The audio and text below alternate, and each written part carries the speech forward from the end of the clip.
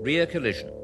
Patented by Mercedes-Benz years ago, but still the yardstick, the industry standard for others. The rigid passenger safety cell, protected by crumple zones programmed to collapse progressively at front and rear.